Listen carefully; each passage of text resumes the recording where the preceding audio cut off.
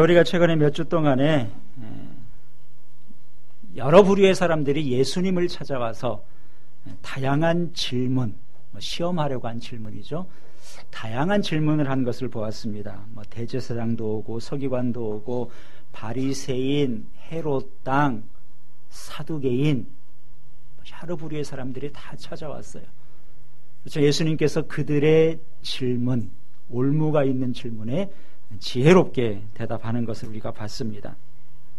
자, 오늘 본문에서는 반대로 예수님께서 사람들에게 질문을 던지신 내용입니다. 가장 중요한 질문을 하셨어요. 그리스도가 누구냐? 너희들은 그리스도를 누구라고 알고 있느냐 하는 질문인데요. 자, 예수님 당시의 사람들은 그리스도가 다윗의 자손으로 이 땅에 오신다고 믿고 있었습니다. 왜냐하면 성경을 전문적으로 연구하는 서기관들이 성경을 근거로 그렇게 가르쳐줬기 때문이에요. 그래서 구약 성경에는 메시아가 다윗의 후손으로 온다는 구절들이 많이 있습니다. 예를 들어 예레미야서 23장 5절에 보니까 내가 다윗에게 한 의로운 가지를 일으킬 것이라. 그가 왕이 되어 지혜롭게 행사하며 세상에서 공평과 정의를 행할 것이며, 다윗에게 한 의로운 가지를 일으키는데 그가 왕이 되어서 이 세상에 공평과 정의를 일으킨다. 세상에는 공평과 정의가 완전하지 못합니다. 어떤 정부든지 어떤 왕이든지 공평하게 하고 정의롭게 한다고 하지만 쉬운 일이 아니죠. 다윗의 후손으로 오는 다윗의 의로운 가지가 그렇게 할 것이다. 사람들은 그 구절을 이 땅에 오시는 메시아 그리스도를 통해서 성취된다고 믿었는데 그리스도가 다윗의 후손으로 온다는 거죠. 또 이사야 11장 1절에도 보면 이새의 줄기에서 한 싹이 나며, 다윗의 아버지가 이새입니다. 이새의 줄기에서 한 싹이 난다. 또 그것이 결실할 것이다. 이렇게 말씀하고 있어요. 그래서 이런 여러 구절들을 통해서 하나님께서 이 땅에 보내시는 그리스도, 메시아, 우리의 구세주란 뜻이죠. 그리스도는 다윗의 후손으로 온다고 믿고 있었습니다. 우리가 앞에서 본 예수님께서 나귀를 타고 예루살렘에 들어가실 때 사람들이 종려나무 가지를 흔들면서 외쳤던 말이 있습니다. 호산나 다윗의 자손이요. 그렇게 알고 있었기 때문에 예수님을 그리스도로 메시아로 부르는 호칭이 다윗의 자손이었어요. 이런 배경 속에서 예수님께서 질문을 한 가지 던지셨는데, 자, 예수님이 다윗의 후손으로 오신다고 너희들 알고 있는데 그건 맞는 이야기예요. 그런데 다윗이 그 그리스도를 주라고 부른 적이 있다는 겁니다. 시편 110편 다윗이 쓴 시인데 거기에 보면 오늘 36절에 예수님이 인용하고 계십니다. 오늘 36절을 보시면 다윗이 성령에 감동되어 친히 말하되 주께서 내 주께 이르시되, 이런 구절이 있어요. 주라는 말이 두 번 나오는데 먼저 나오는 주는 하나님을 일컫는 말입니다. 하나님을 주라고 표현했고요.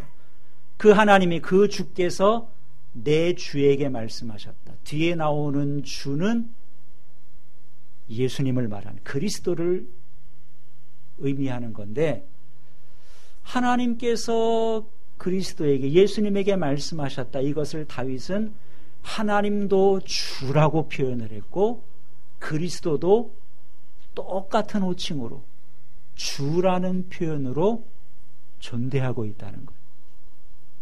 혈통적으로 보면 그리스도는 다윗보다 1000년이나 지나서 이 땅에 오는 까마득한 후손이에요. 그런데 다윗이 왜 자기의 후손을 향해서 주라는 하나님과 똑같은 최고의 존칭을 사용하고 있느냐는 거죠.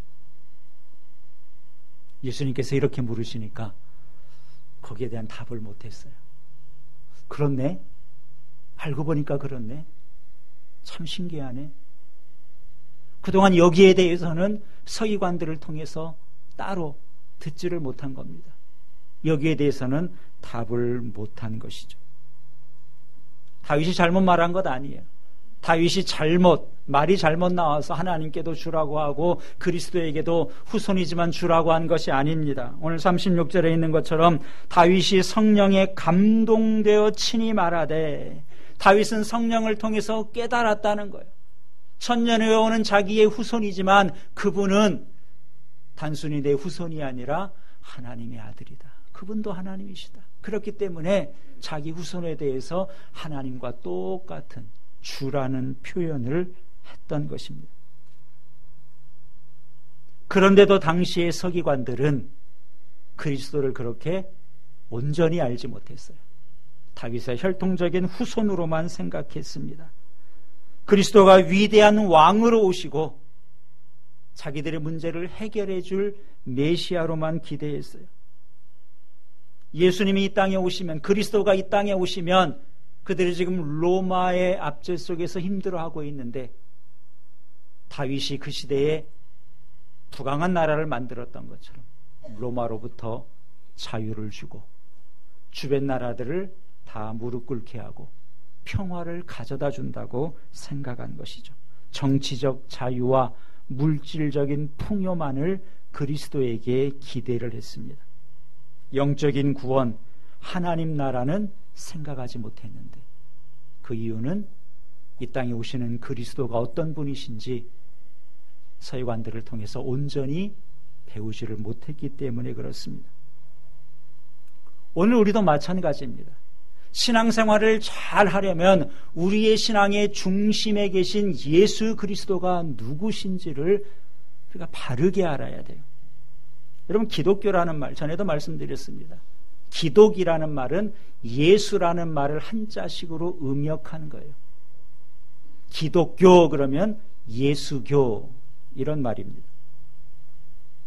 왜 우리가 기독교입니까? 예수님이 중심에 계시기 때문에. 예수님이 기독교의 중심이고요.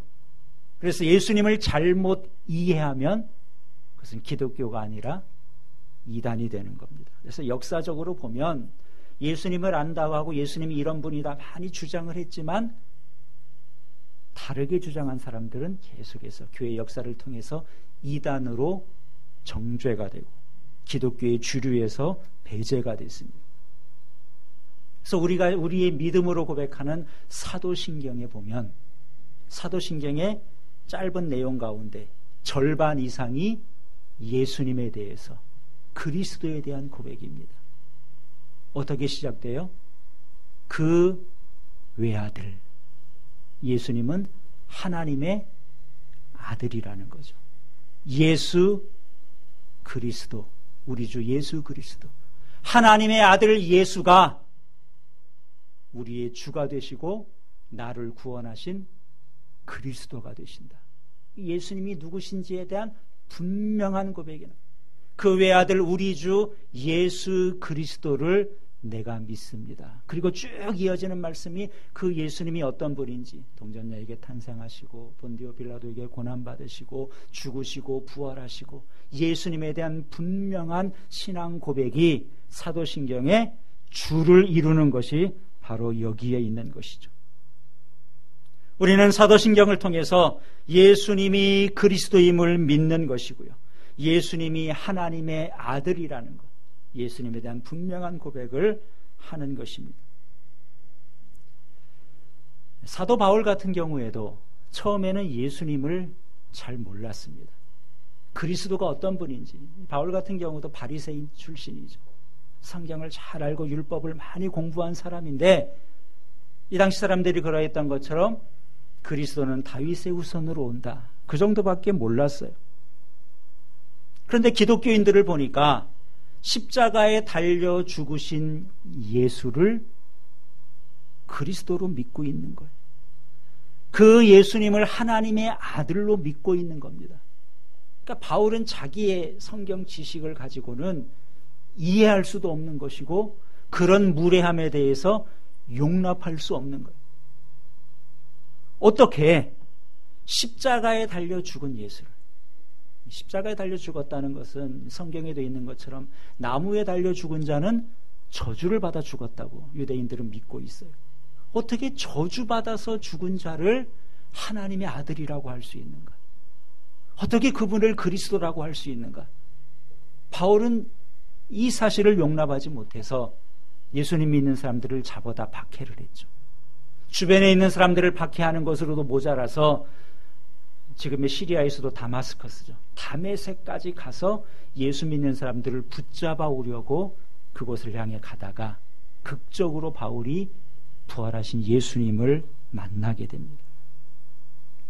사도행전에 보면은 갑자기 하늘에서 빛이 비추고 그 빛 때문에 다윗이 땅에 엎드렸다 그랬어요.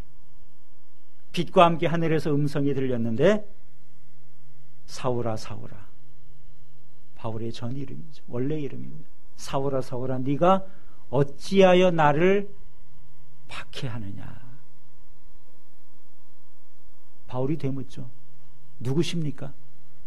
나에게 말씀하시는 그분이 누구냐고 물었을 때 뭐라고 대답해요? 나는 네가 박해하는 예수다. 여러분, 이때 바울이 받았을 충격에 대해서 한번 생각해 보시기 바랍니다. 바울이 알고 있기는 예수님은 분명히 십자가에서 죽으셨어요. 죽으신 분이 살아서 자기에게 나타난 겁니다. 복잡해진 거죠.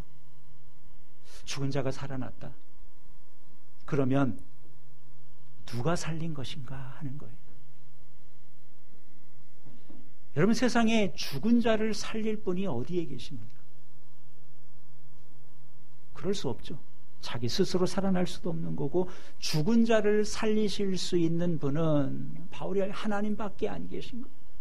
왜 하나님께서 죽은 자를 살리는데 그것도 저주받아 십자가에 죽은 자를 하나님께서 살리시는가 하는 거죠. 이 사실을 이해를 못한 거예요. 근데 분명히 예수님이 살아계신다면 그것은 하나님께서 살리신 겁니다. 그럼 이게 뭐지? 왜 하나님께서 저주받아 죽은 예수를 살렸을까? 거기에서 바울이 그리스도가 누구인지에 대해서 깨닫게 되는 겁니다. 그렇다면 십자가에서 죽으신 예수님은, 그 저주의 죽음을 죽으신 예수님은 우리가 받을 저주를 대신해서 죽으신 죽음이구나. 나를 구원하기 위해서 예수님이 대신 죽으신 나의 구세주고 예수님이 나의 그리스도가 되신다는 사실을 부활하신 예수님을 만난 다음에 비로소 깨닫게 된 것입니다. 바울이 거기에서 복음의 핵심, 복음의 비밀을 깨닫게 돼요. 십자가에서 죽으신 예수님이 참 그리스도라는 것을 온전히 알게 된 것이죠. 그래서 바울이 후에 로마서라는 이 서신서를 쓰면서 1장에서 예수님을 이렇게 설명하고 있습니다. 로마서 1장 3절에 이 아들로 말하면 육신으로는 다윗의 혈통에서 나셨고, 이것이 끝이 아니에요. 그 다음 구절에 성결의 영으로는 죽은 자 가운데서 부활하여 능력으로 하나님의 아들로 인정되었으니 곧 우리 주 예수 그리스도시라. 이게 예수님에 대한 온전한 고백이에요. 혈통적으로는 다윗의 후손으로 오셨지만 영적으로는 하나님의 아들이 되시고, 그 예수님이 우리의 그리스도가 되셔서 우리를 구원해 주신 분이다. 우리 주 예수 그리스도라는 분명한 신앙의 고백을 하고 있는 것입니다. 여러분, 이것이 우리 기독교의 핵심 진리예요. 예수님이 나의 그리스도가 되신다. 예수님의 한쪽 면만 이해하면 안 되는 거죠. 예수님의 혈통적인 면이 아니라 예수님이 인간의 모습으로 오셨지만 예수님은 인성만 가지고 계신 것이 아니라 하나님의 아들로 완전한 신성도 가지고 계신 우리의 구세주가 되시는 겁니다. 당시 서기관들, 성경 연구하는 것이 그들의 전문적으로 하는 일이었어요. 그럼에도 그리스도를 잘 몰랐습니다. 잘 모르니까 잘못 가르친 것이고, 잘 모르니까 그들의 생활에도 문제가 나타날 수밖에 없었어요. 오늘 본문에 보면은 예수님께서 서기관들의 삶의 문제점들을 구체적으로 지적해 놓은 부분이 있습니다. 여러분 38절을 다시 보시기 바랍니다. 본문 38절부터 40절까지 그 당시 서기관들의 신앙이 어떤 모습이었는지 우리 같이 읽겠습니다. 예수께서 가르치실 때에 이르시되 긴 옷을 입고 다니는 것과 시장에서 문안받는 것과 회당의 높은 자리와 잔치의 윗자리를 원하는 서기관들을 삼가라. 그들은 과부의 가산을 삼키며 외식으로 길게 기도하는 자니 그 받는 판결이 더욱 중하리라 하시니라. 자, 서기관들의 모습을 예수님 구체적으로 지적했는데 한마디로 말하면 그들의 신앙은 외식이라는 거예요. 가식이라는 거예요. 사람들에게만 그럴듯하게 보여주는 신앙이라는 겁니다. 그래서 긴 옷, 예복을 즐겨 입었는데 그 예복 끝에는 나는 율법을 사랑합니다. 그런 뜻으로 치렁치렁 술을 달아놨어요. 뿐만 아니라 사람들이 많이 모이는 시장에 가서 문안받는 것을 좋아했습니다. 회당에 가면 높은 자리에 앉으려고 했고요. 잔치 자리에 가도 상석을 고집했습니다. 기도를 길게 했는데 하나님과 교제하는 것이 좋아서 기도를 길게 한 것이 아니라 나는 기도 많이 하는 사람입니다. 사람들에게 인정받고 싶어서 기도를 많이 했다는 거예요. 여러분, 우리가 신앙생활 하나님 앞에서 하는 거죠. 사람들 보라고 하는 게 아닙니다. 하나님 앞에서 하는 거고 하나님의 평가를 받아야 되는데 서기관들의 신앙은 사람 앞에서 하는 외식에 머물고 있었다는 겁니다. 심지어 예수님께서는 그들이 과부의 가산을 삼켰다 그랬어요. 지난주에 가장 큰 계명 중에 첫째가 뭐라고 했나요? 하나님 사랑하고 이웃을 내 몸처럼 사랑하는 거라 그랬는데 성경을 잘 안다는 서기관들이 도리어 과부를 도와주지는 못할 망정 사회적인 약자의 재산을 자기 것으로 삼켰다는 거예요. 왜 이런 신앙이 나타났겠습니까? 하나님을 잘 몰랐기 때문이고 그러다 보니까 눈에 보이는 세계, 사람들을 의식하고 이 세상에서 잘 되고 잘 사는 것에만 관심을 기울였다는 겁니다.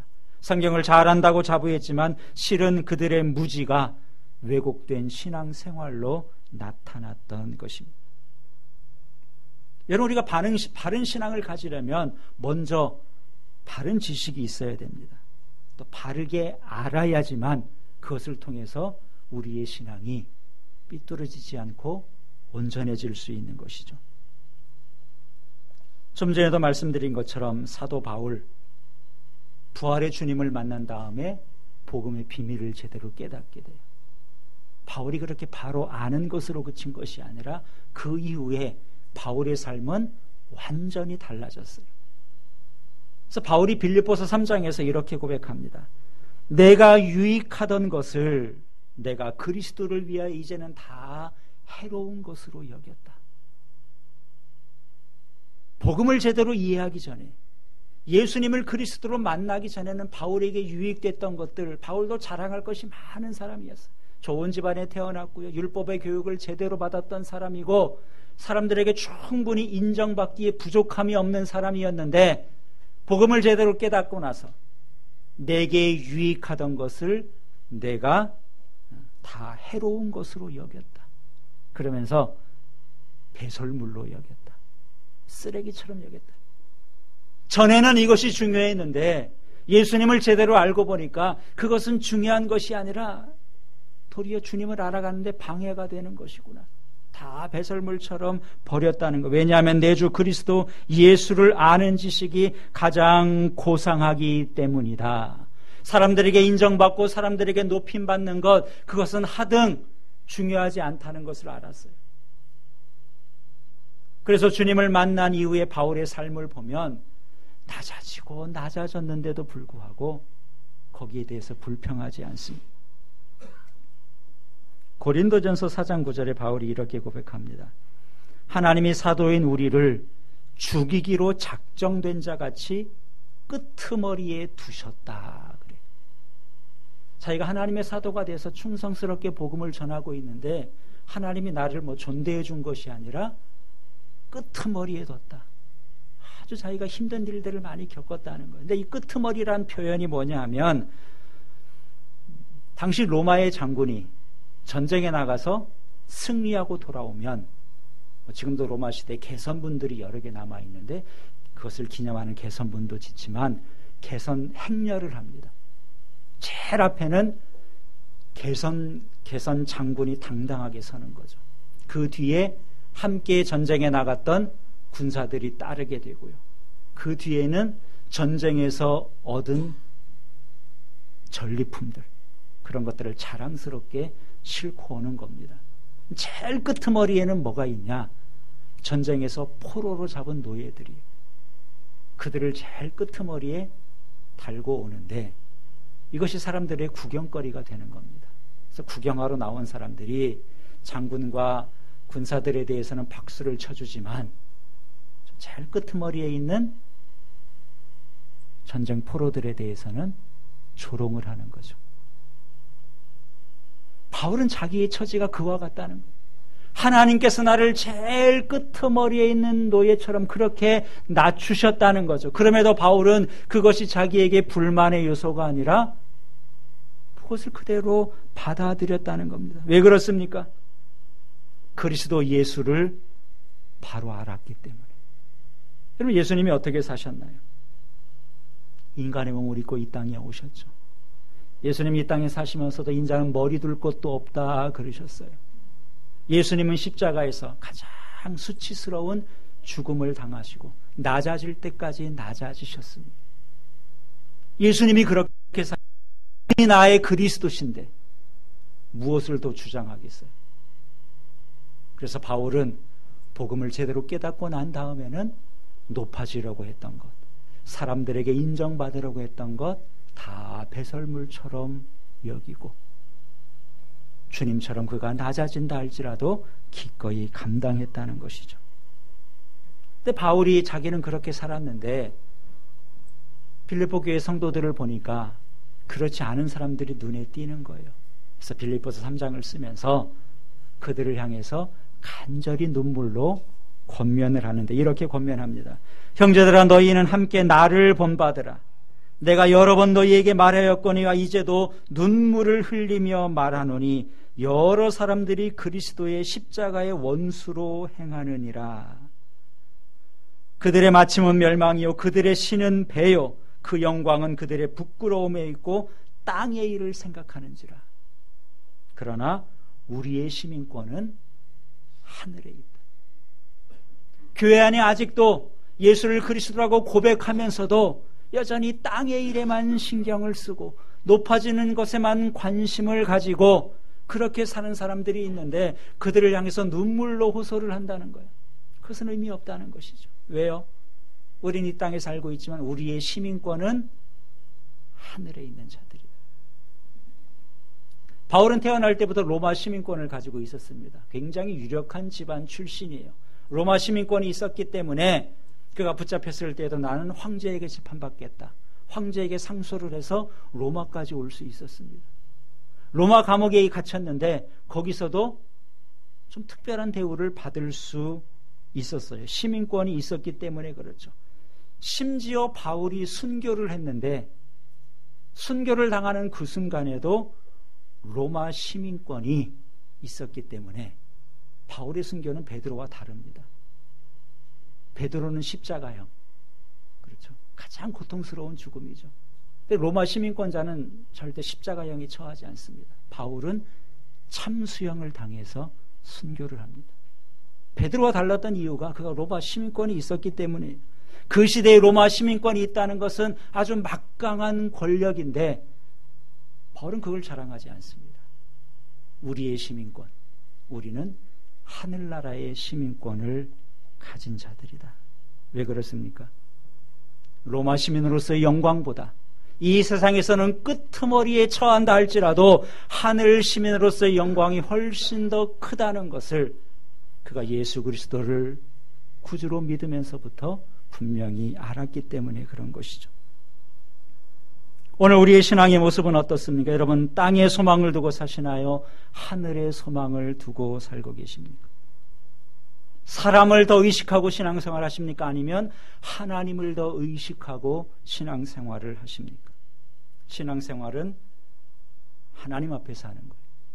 사람이 더 크게 보인다면 그 이유는 아직도 하나님을 보는 나의 눈이 더 크게 열리지 않았기 때문에 그렇습니다.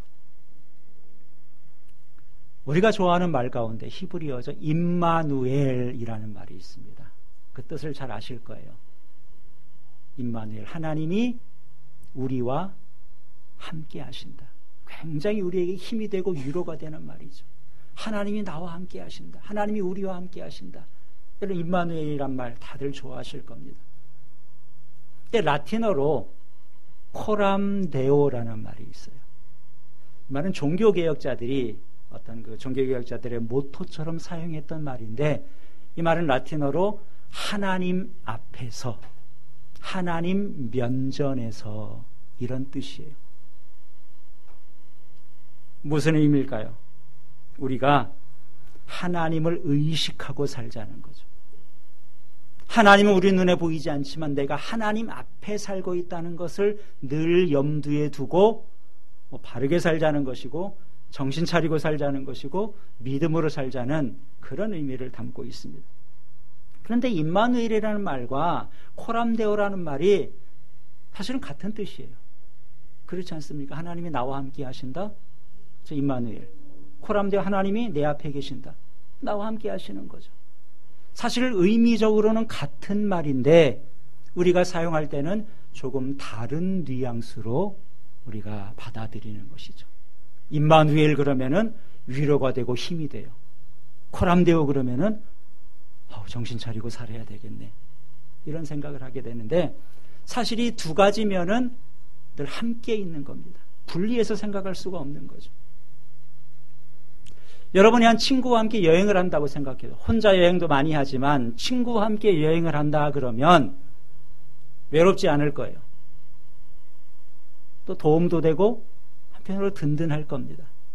근데 친구와 함께 여행한다는 것이 또 한편으로 보면 내 마음대로 못하는 게 있을 수 있죠. 그렇잖아요. 상대방을 배려해야 되고 상대방의 생각도 들어줘야 되고, 이렇게 하면서 서로 맞춰가면서 여행을 해야 됩니다.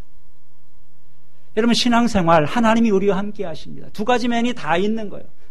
하나님이 임마누엘 하시기 때문에 그 하나님 때문에 우리가 마음이 든든하고 편안합니다. 근데 또 한편으로는 하나님이 늘 내 곁에 계시기 때문에, 내 앞에 계시기 때문에 조심해야 되는 것이고요. 사람을 의식하기 전에 하나님을 더 의식해야 우리의 신앙이 바른 신앙으로 설 수 있는 것이죠. 그래서 바른 신앙은 바른 지식이 있어야 되고, 바른 지식을 통해서 우리의 바른 생활이 거기에서 나올 수 있는데, 여러분, 이것이 그렇게 쉬운 것은 아닙니다. 오늘 본문에서 본 서기관들, 그들의 성경을 많이 연구한 사람이에요. 그런데도 그들에게는 허점이 있었고 모르는 것이 있었습니다. 그들이 열심히 산다고 살았을 거예요. 그렇지만 그들의 신앙은 사람들이 보기에는 칭찬을 받았을지 몰라도 주님께서 보시기에는 외식으로 가득 찬 그릇된 신앙이었습니다. 오늘 이 말씀을 통해서 우리가 깨달아야 될 것이 무엇이겠습니까? 야, 서기관들은 형편없다. 그것이 아니라 서기관들도 이렇게까지밖에 못 살았으면 오늘 우리도 바르게 알고 바르게 산다는 것은 참 힘든 일이구나, 이것을 기억해야 돼요. 내 지식만으로는 예수 그리스도를 온전히 알 수 없습니다. 다윗이 성령의 의지에서 자신의 후손을 주라고 표현했던 것처럼 오늘도 성령께서 도와주셔야 내가 하나님을 바로 알 수 있고, 또 성령께서 도와주셔야 우리가 아는 대로 바르게 살 수 있는 것이죠. 오늘 이 말씀 기억하시면서 겸손하게 주님 의지하고 하나님을 바로 알고 하나님을 바로 섬기는 우리 모두가 될 수 있기를 우리 주님의 이름으로 축원합니다. 기도하겠습니다.